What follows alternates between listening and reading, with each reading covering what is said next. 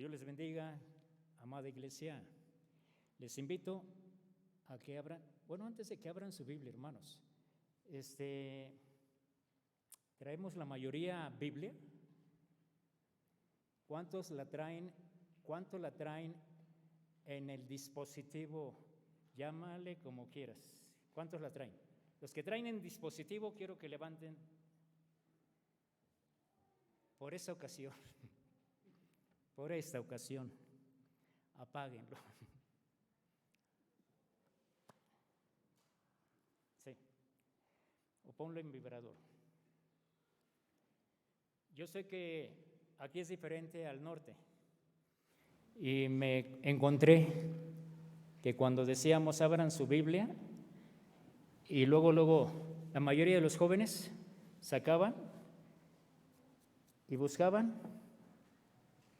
Estaban en el Face, estaban en TikTok, estaban en… ¿Cuál otro más?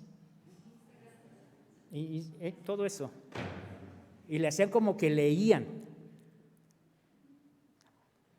Y no estaban leyendo. Yo sé que aquí son diferentes. Perdón, yo soy a la antigüita y me gustaría este libro que lo usáramos. Por esta ocasión, yo mañana me voy y sigan, pero yo soy a la antigüita, me gustaría que usáramos la Biblia de hoja, la Biblia de pasta. Si la tienes blanca o negra o rosa, me gustaría mucho. Y por esta ocasión, a los que traen el dispositivo, pues yo creo que traes también por ahí a un lado la Biblia, ¿no? La Biblia de hoja, entonces si la puedes usar. Si no la tienen, acérquese con alguien. Perdónenme, por favor, iglesia, los que traen esos dispositivos. En Esdras, pasaje que se leyó, 2 versículos, pero que prácticamente vamos a estar meditando todo el 9 y el 10 hasta el versículo 3. Cuando Martín Lutero clavó sus 95 tesis, inició la reforma protestante. Como iglesia protestante, nosotros heredamos la reforma. La primera de esas 95 tesis, ¿alguien las conoce? ¿O la primera? Bien, mi hermano, pero la voy a leer para que todos la recuerden. La primera tesis dice de la siguiente manera: cuando nuestro Señor y Maestro Jesucristo dijo, arrepiéntanse, Él ha querido que toda la vida del creyente fuese de arrepentimiento. Si alcanzamos a comprender esta tesis, ¿verdad? Toda la vida, cuando el Señor Jesucristo dijo, arrepiéntanse, el Señor estaba diciendo toda la vida. Lunes, martes, miércoles, jueves, viernes, sábado, domingo. 24, 7 por 27, ¿cómo le dicen? 7, 24. Y los 12 días, los 12 meses del mes y todos los años, es la vida del cristiano. Tiene que ser una vida de arrepentimiento. Todos los días. Y probablemente estemos pensando, bueno, pero es que yo no peco. Y estaría el Señor Jesucristo diciendo, pues arroja la primera piedra. ¿Y cuántos la arrojaríamos? ¿Y uno? Lo que quiso decir Lutero, juntamente con todos los demás reformadores, es eso, una vida de arrepentimiento. Y ya sabemos que hay pecado de… Más fuerte. ¿De qué? Mira, hermano, ya llegué a cierta edad en que no escucho bien. Escucho, pero no entiendo. Alguien que diga, ¿pecado de qué? Hay 2. ¿Y de? Omisión y de comisión. Y muchos decimos, bueno, yo no he pecado de comisión, yo no lo he hecho práctico, no lo he hecho, pero hemos dejado de hacer muchas cosas. Lo hemos dejado. Amar al enemigo. ¿Realmente lo hacemos? Uno que otro sí, a lo mejor sí tiene el Espíritu del Señor bien firme y dice, al que te maldiga, ¿qué tenemos que hacer? Bendecirlo. Pero cuando vamos en el carro y cuando tenemos prisa y de repente aquel se mete, no lo diga. Pero dice, bendice. Nuestra vida cristiana tiene que ser una vida constantemente, diariamente, pedirle perdón al Señor, arrepentirnos de lo que hicimos. Y de esta manera, al entender esto, hermanos, a través de Jesucristo estaremos entrando al reino de los cielos. Una vida de arrepentimiento. Pero también, al practicar este arrepentimiento todos los días, hay un progreso espiritual. Crecemos espiritualmente cuando lo practiquemos. Porque si me arrepiento es porque he aceptado que me equivoqué, que pequé, que fallé en el blanco, que no hice lo que el Señor me mandó. Y eso ya es un gran paso. Decir, Señor, perdóname, me arrepiento. Aquí no cabe aquella expresión que dicen que es mejor prevenir que lamentar. Déjenme decir, yo me le estuve exprimiendo el cerebro para decir, ¿para qué me arrepiento todos los días si puedo prevenir? Pero no es posible, de veras no es posible. Algo en el día hacemos o dejamos de hacer. Y es ahí donde decimos, Señor, me arrepiento, me arrepiento. Los capítulos 9 y 10 de Esdras, donde vamos a tratar brevemente, hermanos, vamos a ver algunas cosas que sinceramente espero, querida iglesia, que nos hagan reflexionar más y que las pongamos en práctica. ¿Me acompañan a orar? Padre, en el nombre de Jesucristo, gracias por esos momentos. Gracias porque nos permites venir a tu casa para alabarte. El culto es para ti, no es para el hombre. No es para exaltar un coro o un grupo de alabanza. No es, Señor, para el hombre. No a nosotros, oh Señor, no a nosotros, sino a tu nombre. Damos la gloria y la honra. Pero también te ruego que un carbón encendido lo tomes y lo pases sobre mis labios. Instrumento inútil enfrente de tu pueblo estás, Señor. Pero también a tu pueblo. Yo te ruego que prepares su mente y su corazón para que caiga en buena tierra. Que se olviden que enfrente hay un candidato. Que se olviden. Venimos a adorarte y a escucharte. En el nombre de Jesús, y decimos,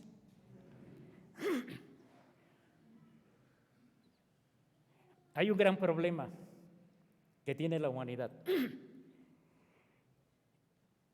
y que no nada más ahorita, desde tiempo atrás. Les invito a que Esdras 9 lo tengan.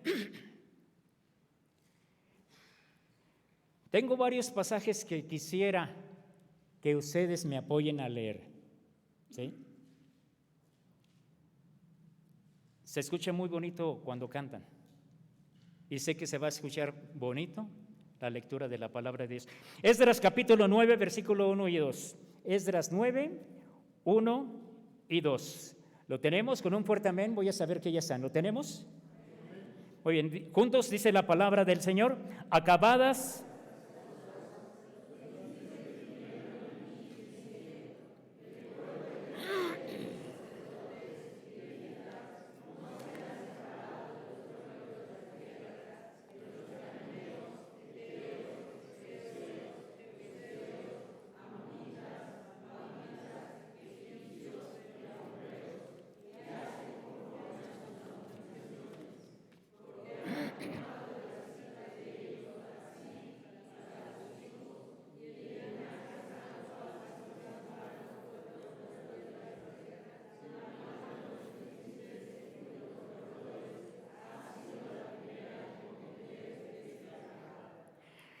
Cuando Esdras, hermanos, y los que habían regresado con él a Jerusalén, ellos ya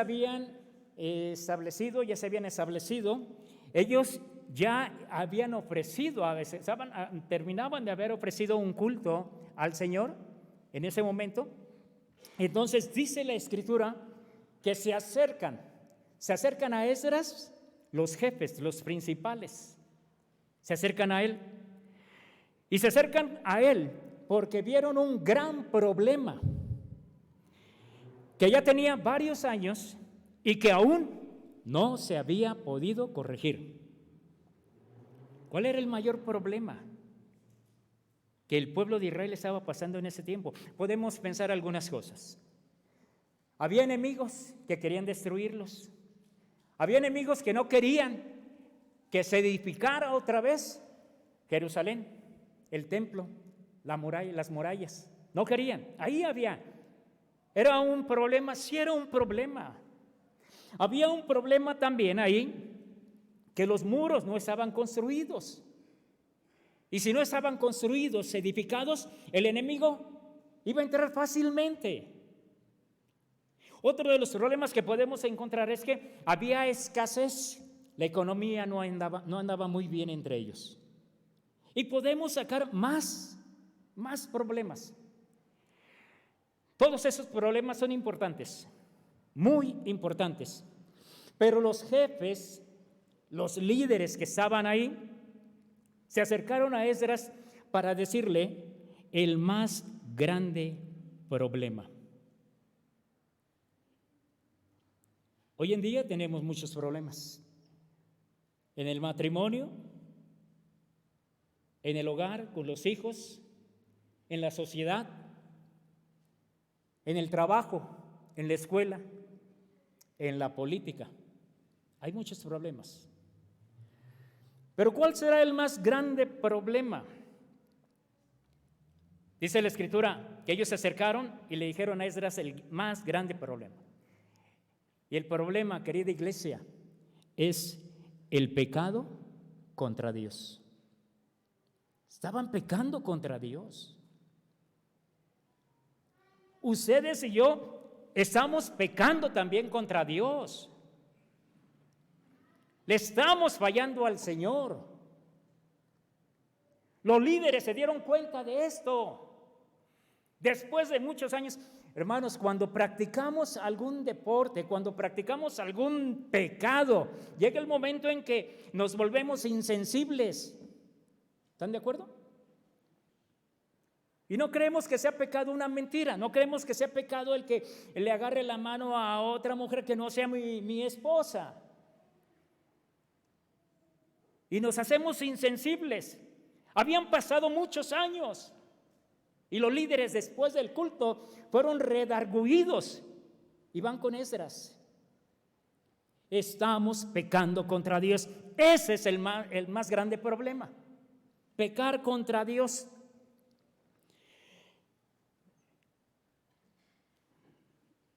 No tomamos en cuenta a Dios. No tomamos en cuenta, amada iglesia, las decisiones que tomamos. A Dios lo hacemos a un lado. Y puede ser, si lo vemos en Esdras, y puede ser que ahorita en nuestra actualidad,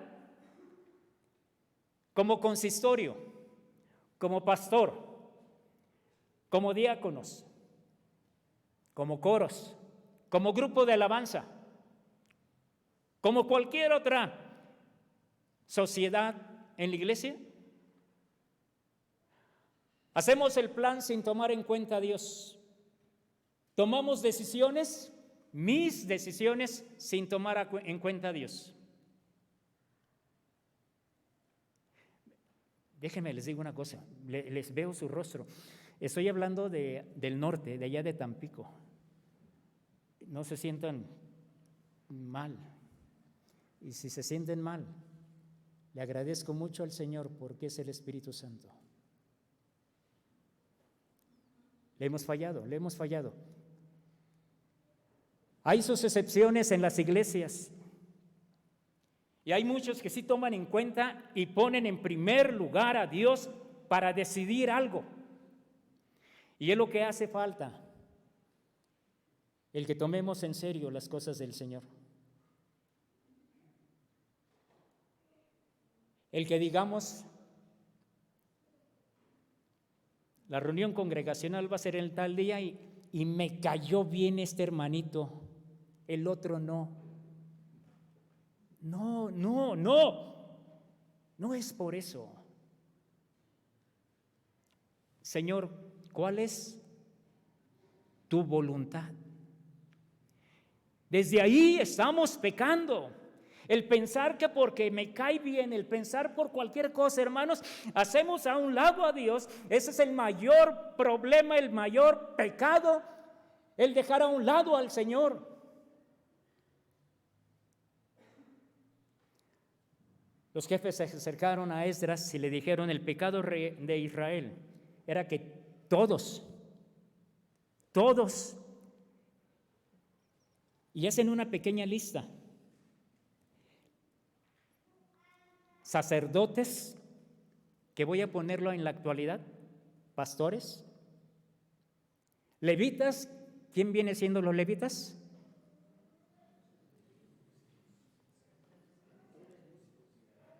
No les dé pena.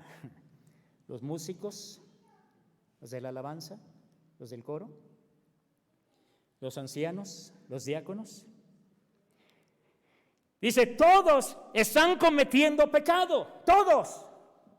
No nada más es un grupo, no nada más aquel que toma, no nada más que aquel que anda de adúltero. No, ellos dijeron, todos estamos cometiendo pecado. Y por si fuera poco, los líderes dijeron, empezando por los de la cabeza, empezando por el pastor de allá, empezando por el pastor. Y continúan los ancianos, y continúan los diáconos. Y ellos dijeron, todos estamos cometiendo pecado, hemos abandonado al Señor, no lo tomamos en cuenta.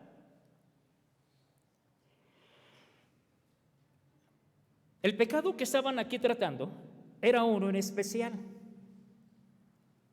Los levitas, sacerdotes y todos habían tomado mujeres extranjeras.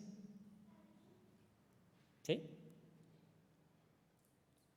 Pablo dice, no os unáis en yugo desigual. Dale ese consejo a una muchacha, un muchacho cristiano, porque trae una novia, un novio que es del mundo.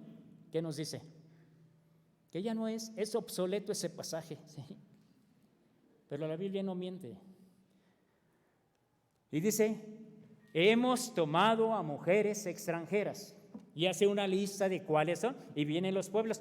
¿Se acuerdan de Ruth, la moabita? Viene en la lista. En esta lista viene los de Moab. Pero una gran diferencia, Ruth era moabita, era extranjera, pero era una creyente en el Dios vivo y verdadero. ¿Sí? Era creyente. No me pidas que me aparte de ti. ¿Tu Dios? ¿Qué dijo? Es mío. Es mi Dios. No me pidas que me vaya y que... No, conozco a mi pueblo y es un pueblo pagano, idólatra. No. Ruth se casó con Boaz. Y si hacemos atrás ¿quién venía de Boaz? ¿Cómo se llamaba la prostituta? Rahab y Ruth, en el linaje de nuestro Señor Jesucristo. Dirían por ahí, para familia que tienes, de ahí vino mi Salvador. De ahí vino el Salvador de cada uno de nosotros. Podemos dar muchos ejemplos de otras personas bíblicas que no eran del pueblo de Dios, pero creyeron en el Dios vivo. ¿Pero por qué dijo el Señor? que no se casaran. Ayúdenme. Éxodo 34, 15 y 16. Los que cerraron su dispositivo, ¿sí se están acercando a alguien para leer o trae su Biblia? Si no la tienes, mira, ya ábrela. Pero si es, sinceramente, que sea la Biblia. Que sea la Biblia. ¿Sí? Éxodo 34, versículos 15 y 16. Ahora, perdón, ahorita que, para leerlo todos juntos, para que todos lo leamos, quiero que se despierten, sé que estoy durmiendo algunos, pero vamos. Éxodo 34, 15 y 16. ¿Ya lo tienen? Dice la palabra del Señor.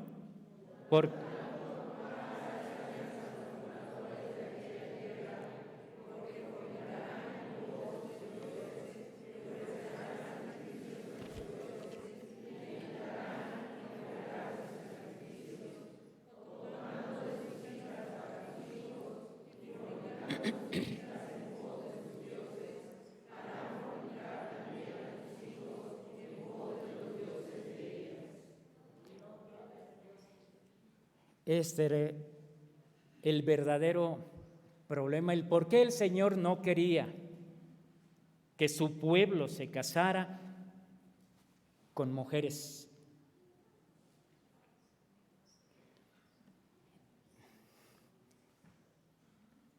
Vas a ir, va a ver ese pueblo. Dijo el Señor, Señor, allá en la oración sumo sacerdotal, no te ruego que los, ¿qué? Que los quites del mundo, sino que los guardes. No podemos estar, iglesia, en una burbuja. Estamos en el mundo, pero no somos del mundo.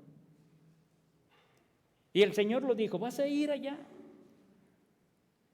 pero no te cases con extranjeras. No lleves a tus hijos para que se enamore de una filistea. No. ¿Y por qué? Dice ahí. Mira, ya estando ahí que digan también, bueno, está bien, me caso contigo. Ellas van a seguir ofreciendo sacrificio a sus ídolos. ¿Y qué van a decir? Oye, corazón, ¿me acompañas? Oye, terroncito, vamos. Oye, mi flaquito, vamos. ¿Y qué hace el hombre? ¿Qué hace el hombre? Ahí va, ahí va, ahí va. ¿Por qué? Porque es la mujer la que me dijo. Dice, entonces se van a jalar, te van a involucrar para que cometas las mismas fechorías, para que cometas todo este pecado que es en contra de Dios. Y a tus hijos también le van a decir, oye, ¿sabes qué? Vamos a dar ofrenda a Moloch. No, es que yo no creo en eso. Ándale, acompáñame.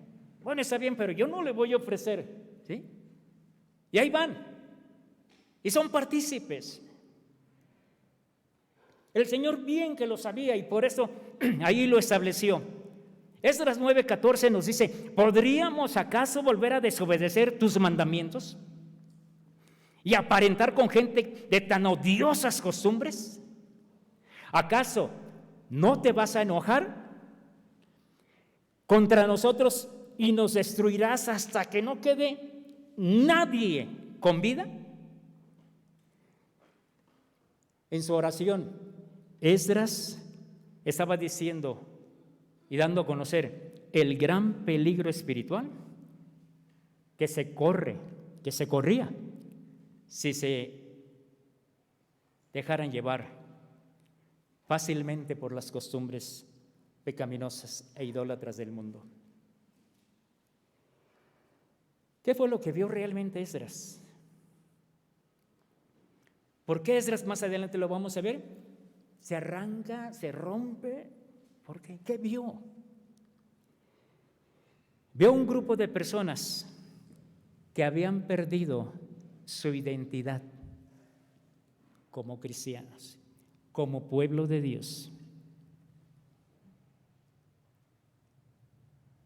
Hoy en día, ¿nos puede reconocer la sociedad que somos cristianos? Ahí en el trabajo, ahí en el autobús, ahí en el colectivo, en la calle, en la compra, en la fila. ¿Nos podrán reconocer que somos cristianos? No me digan, piénsalo. ¿Podrán? Cuando vas a una fiesta porque es de tu jefe, ¿muestras que eres cristiano? ¿O qué dices? Ya me sirvió este vino. Total, ¿no? ¿Qué hizo Jesús el primer milagro que hizo Jesús? ¿Primer milagro que hizo Jesús? ¿Convirtió el agua en qué? Entonces el patrón, el jefe, me está poniendo ahí un vino tinto, un vino, yo no conozco mucho de esto, pero me está poniendo ahí, bueno, pues vamos a entrarle y no nada más me tomo una. Al rato el jefe le da pena haber traído porque está perdido. Mostramos, jóvenes, tu novio o tu novia que no es creyente, él se da cuenta por tus actitudes que te das a respetar, que respetas a la muchacha. El pueblo en Esdras en ese tiempo, hermanos, vio Esdras que no estaban siendo diferentes y que hoy en la actualidad, hermanos, difícilmente nos estamos dando a conocer como cristianos por nuestra forma de hablar, por nuestra forma de ver, por nuestra forma de saludar, por nuestra forma de dar un abrazo, por muchas cosas. No estamos dando testimonio realmente que soy un cristiano. No le estamos dando. Le hemos estado fallando a la palabra de Dios. Pero hermanos, hay algo importante e interesante para que cambiemos ese rostro. Hay tiempo para cambiar. ¿Qué hizo el pueblo? ¿Cuál es el remedio entonces? Dice los siguientes versículos del 13 en adelante: y cuando oí este asunto de que se habían casado, me rasgué las vestiduras de mi manto, me arranqué pelos de mi cabeza, de mi barba, me senté. Dice, entonces reuní conmigo a todos los que temblaban ante la presencia de Dios de Israel, por causa de la infidelidad de los desterrados hacia Dios. Rasgué mi manto, mi vestido, caí de rodillas, dice el versículo 5, mis manos al Señor las levanté y dije, estoy avergonzado, estoy confundido para poder levantar mi rostro hacia ti. Se han multiplicado nuestros pecados sobre nuestra cabeza y nuestra culpa ha crecido hasta los cielos. ¿Qué encontramos aquí? El remedio, el arrepentimiento. Recordemos rápidamente, ¿cuál fue la primera tesis de este hombre que le clavó sus tesis allí en la iglesia? La primera, en una sola palabra, podemos decir que era arrepiéntanse. Es arrepentirnos. Es confesar. Esdras 10:1, ahí se les voy a pedir que me ayuden a leerlo. Esdras 10:1. Dice la palabra del Señor juntos y fuerte, mientras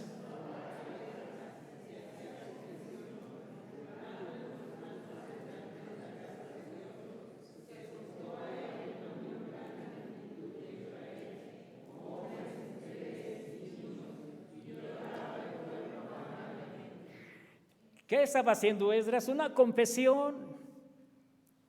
Había sido redarguido por el Espíritu del Señor. Y entonces él empieza a confesar su falta, su pecado. Lo empieza a hacer. Él se arrepiente. Y esto, hermanos, del arrepentimiento, todos lo necesitamos.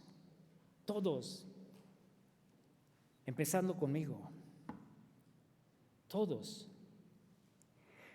Esdras se sintió muy angustiado. Pero fíjese el poder que tiene cuando una persona es redarguida y empieza a orar. Él empezó a orar y dice este pasaje que lo vieron otras personas y ¿qué hicieron? Se acercaron, empezaron a orar, empezaron a llorar. Y no nada más, aquí sí, no nada más era el pastor, eran los ancianos, los diáconos, eran todos. Y dice ahí, y también los niños estaban ahí quebrantados, porque se dieron cuenta que habían fallado a Dios, que le habían fallado. Estaban quebrantados y empiezan a orar y empiezan a estar llorando, intercediendo de una manera, hermanos, que contagiaban a los demás. Pero la palabra clave que encontramos aquí, hermanos, es confesión. Es confesión. ¿Cuál es la actitud del pueblo? Primero reconoció, sintió, yo cometí pecado, yo le fallé al Señor, no el hermano o la hermana, es mi pecado. Me quebranta el Espíritu Santo y lo confieso. Pero cuando lo hagamos de esta manera, hermanos, confesando y arrepintiéndonos, entonces el Espíritu va a hacer que otros también vengan a confesar sus pecados. No el pastor. Al menos yo ya tengo con los míos para cargar con otros pecados. Es a Dios. Es a Dios. Pero hay muchas personas que se arrepienten. ¿Se acuerda de Acán? Fueron y Acán vio un manto babilónico, vio un lingote de oro y el Señor había dicho, no agarren anatema. ¿Y qué hizo este? Bien, total, ¿no? Vamos. ¿Van a pelear? Pierden. Josué que dice, Señor, no me hubiera sacado. Va a perder con un ejército pequeño. Mira, la vergüenza que hicimos. Hay pecado, hay pecado. Dice, mañana vas a hacer lo siguiente. Y Josué les dice, ¿saben qué? Alguien cometió pecado. ¿Acán qué hizo? Acán dijo, yo soy, ya. No lo hizo. Pensó que iba a pasar desapercibido. Y empiezan, así lo dice la Escritura, empiezan a echar suerte las 12 tribus y queda una. Y ya me imagino a Acán con el corazón. Pum, pum. Pero bueno, somos muchos aquí en este clan. A lo mejor se equivocan y toca a mi primo, ¿no? Y empieza. Ya cuando llega con él, ya su corazón estaba. ¿Y saben qué hace? Él confiesa su pecado. Él se arrepiente. ¿Pero por qué hizo eso? Porque lo descubrieron. Ese no es una verdadera confesión, mucho menos un verdadero arrepentimiento. Judas, cuando ve lo que le hacen al Señor Jesús, se arrepiente. Algunos dicen, es que fue remordimiento, ponle lo que quieras. ¿Pero qué sucede? ¿Con quién va? Con los sacerdotes. No fue con el Señor.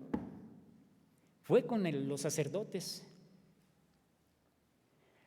El arrepentimiento que quiere el Señor, querida iglesia, es una iglesia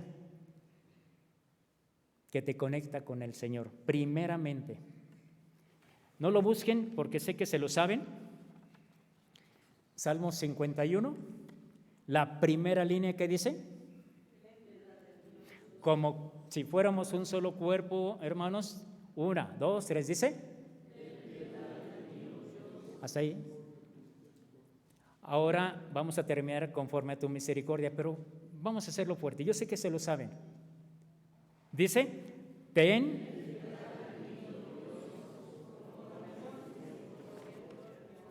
conforme. Dice, ten piedad ¿de quién? En ese momento, unos momentos antes, el profeta había ido y dice, sabes que tú eres el pecador, tú quieres castigar al otro que te di esa ilustración, es que tú eres. Lo reconoce. Pero ¿con quién va a arrepentirse David? Con Dios.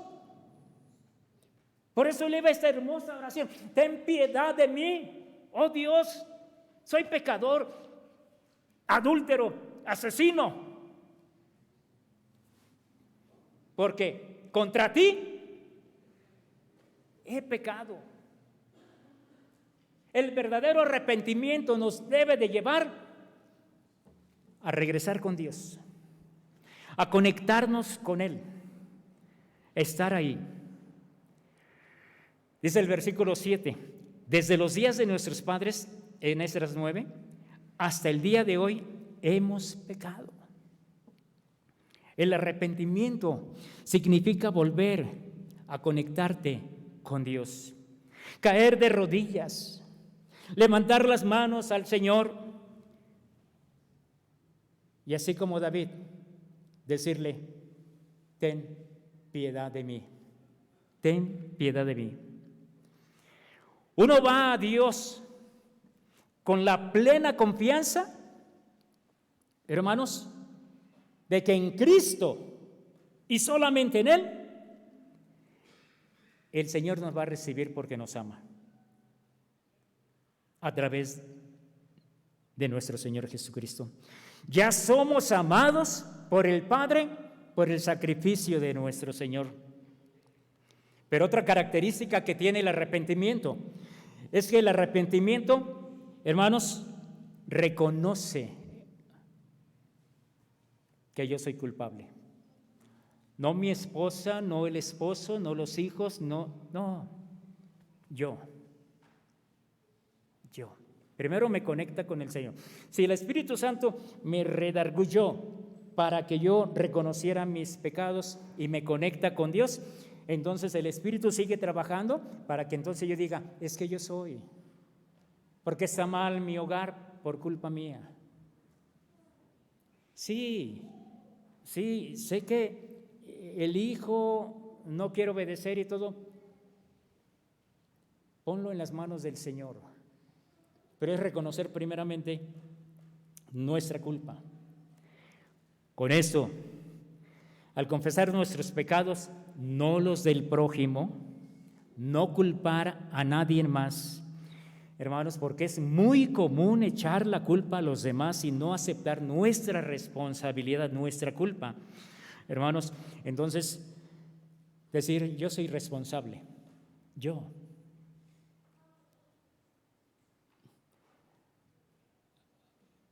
Muchas iglesias, después de la pandemia y quizá antes de la pandemia,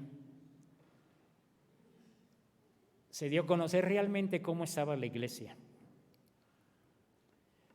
Y puede ser que muchos de nosotros le echemos la culpa a alguien. Pero la culpa, ¿quién la tiene?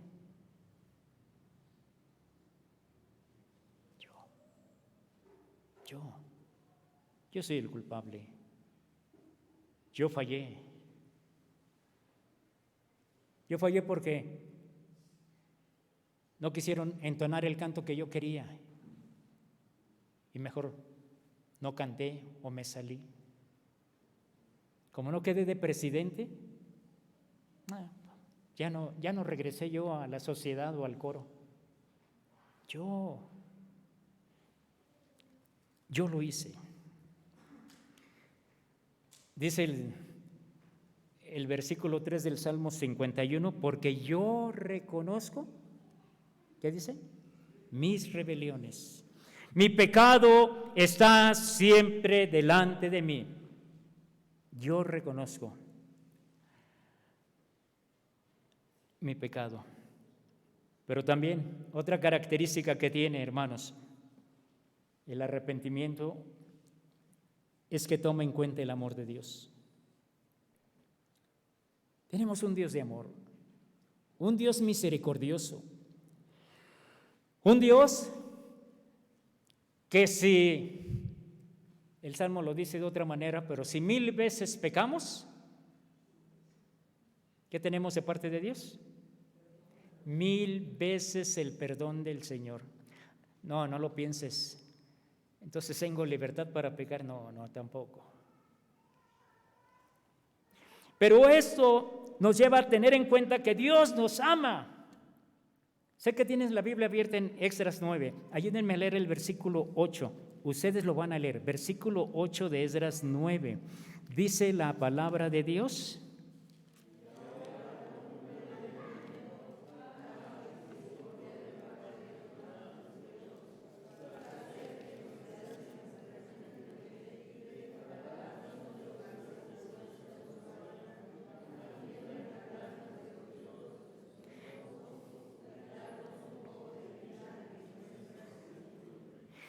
Dice, en la versión que tengo, dice, por un breve momento había misericordia de parte de Dios. Hay un canto, no recuerdo exactamente la letra, pero dice, por un momento en tu presencia, por un instante de tu amor, por un destello de tu gloria, ¿sí? Dice. Con eso, decía este compositor, con eso me conformo. Pero aquí es diferente, o muy diferente. Por un momento, dice la Escritura, hay misericordia del Señor. Y ese momento, ese pequeño momento, para nosotros es una cosa abundante, grande, maravillosa. Ese momento de misericordia del Señor. Y que ahí debemos nosotros aprovechar esa misericordia, ese amor de nuestro Dios. Dios es amor y tiene mucha compasión por nosotros. Y el enemigo lo que quiere es que no te acerques a Él. Ok, reconoces que estás en pecado, confiésalo y ya nada más. No, Dios es amor. ¿Cómo habrá llegado el hijo pródigo y que el papá lo abrazó? ¿Cómo habrá olido a este hombre? ¿Cómo se ha abrazado de su vestimenta? ¿Y qué hizo el papá? Lo abrazó. ¿Lo besó? Nos dice que lo besó. Lo besó. El hijo que se había ido, que anduvo con prostitutas, mucha maldad hizo, pero se acercó al padre. Y el padre al verlo va y lo abraza. ¿Cuánto más nuestro Dios? ¿Somos pecadores? Somos pecadores. Pero Él tiene compasión. Y otra vez recordando el Salmo, David dijo, ten piedad de mí, ten piedad de mí. Pero el arrepentimiento nos lleva a confesar nuestras faltas. No solamente decir, Señor, tú eres Dios, eres soberano, conoces todo, perdona mis pecados. No, sí lo sabe. Y sabe los pecados que vamos a cometer, lo sabe. Pero Dios quiere que se los digamos, que le pongamos nombre al pecado.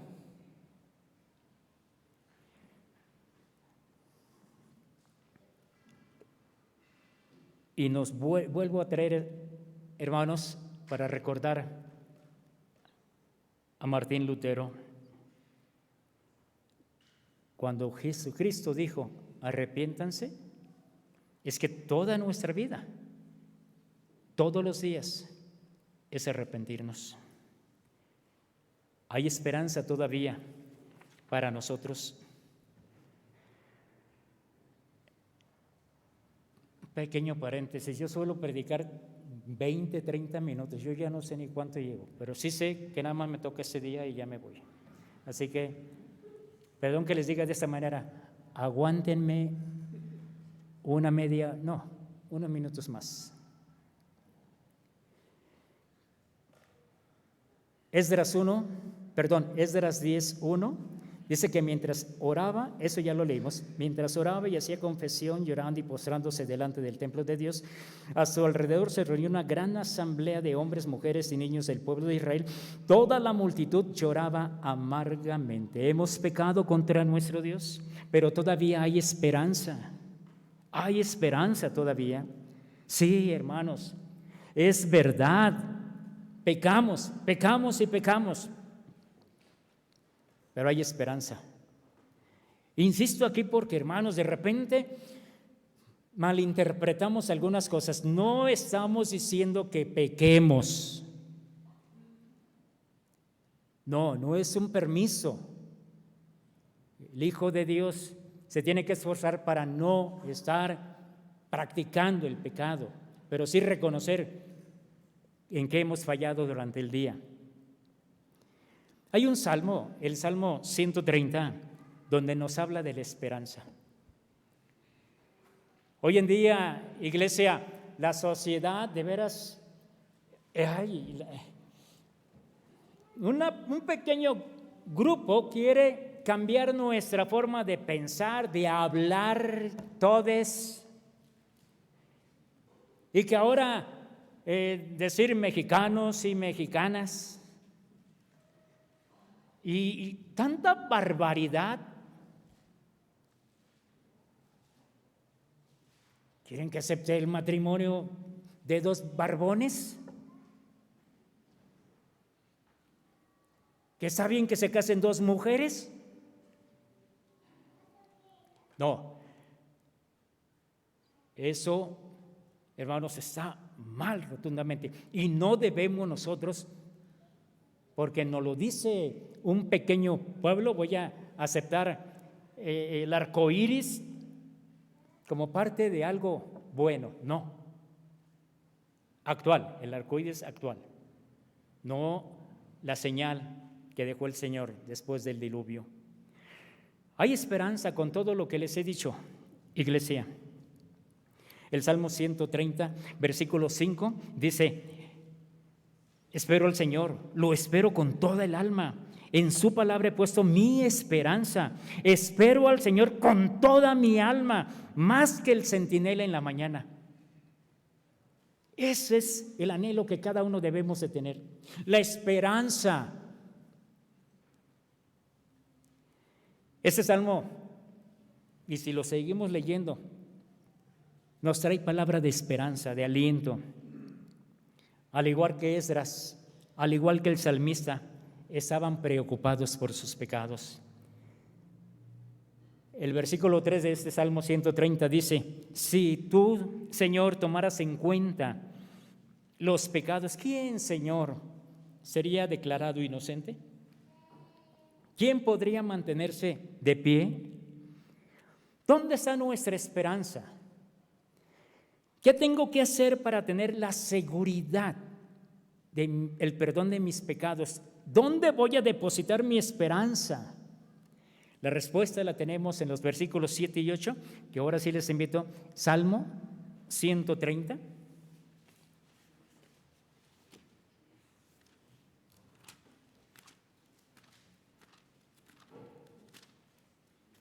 Salmo 130. 7 y 8. Ayúdenme a leerlo, iglesia, dice la palabra del Señor. Espere.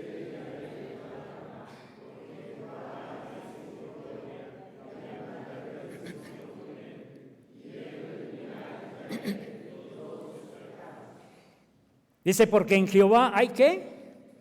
Hay misericordia. Hay misericordia en el Señor. Y abundante. No nada más unas gotitas, no. Abundante redención. Pero el versículo 8. La seguridad que ustedes y yo debemos de tener. Ayúdenme a leerla otra vez. Dice, y Él... Otra vez, ayúdenme a leer. Dice, y Él... Quiero que hagamos lo siguiente. Versículos 7 y 8, estos. En vez de que digamos Israel, ¿hay algún Israel aquí de nombre Israel? No, nadie.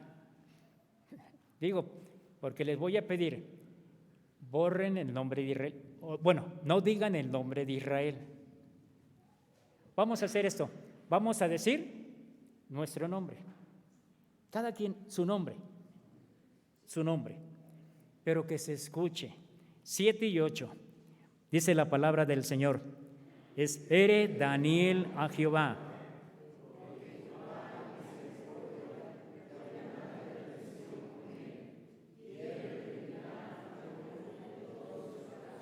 Otra vez esa expresión, la primera línea del 8.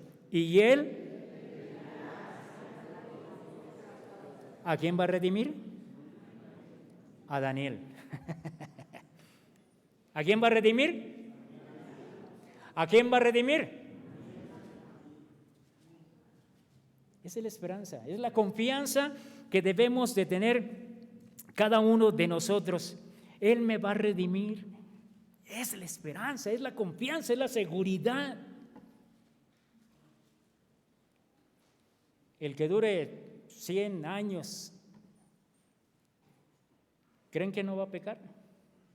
Sí, pero hay esperanza. Nos va a redimir de nuestros pecados. Nos va a redimir.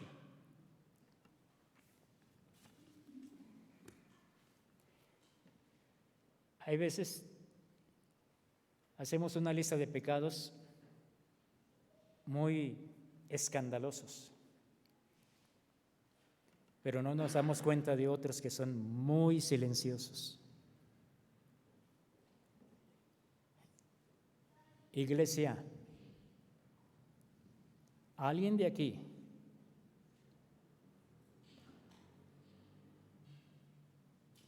no saludas porque te cae mal o porque te hizo algo?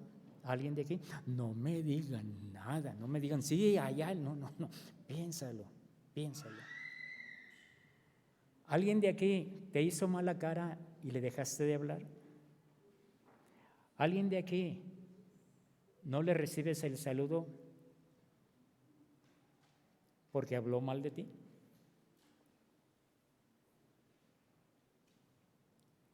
Eso es pecado.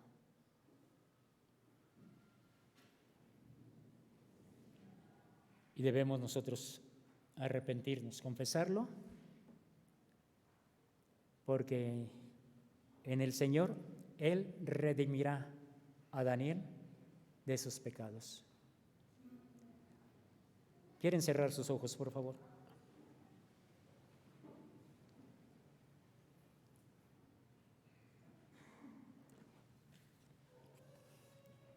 Señor, en ti encontramos ese amor inagotable, esa comunión. Estás con los brazos abiertos para que vayamos a ti y reconocer que te hemos hecho a un lado en nuestras decisiones y en muchas otras cosas. Cada quien, estoy seguro, Espíritu Santo, que les confrontaste y empezaron a reconocer algunas fallas. Tómales en cuenta su confesión, pero sobre todo que ellos se acerquen a ti antes que estarse lamentando, sino que se acerquen a ti, convencidos de que en ti hay abundante misericordia, redención. Dios, gracias por este privilegio que me das de estar aquí enfrente de tu pueblo. Bendíceles, bendíceles grandemente en el nombre precioso que es sobre todo nombre, en el nombre de Jesús. Y decimos, amén. Dios les bendiga.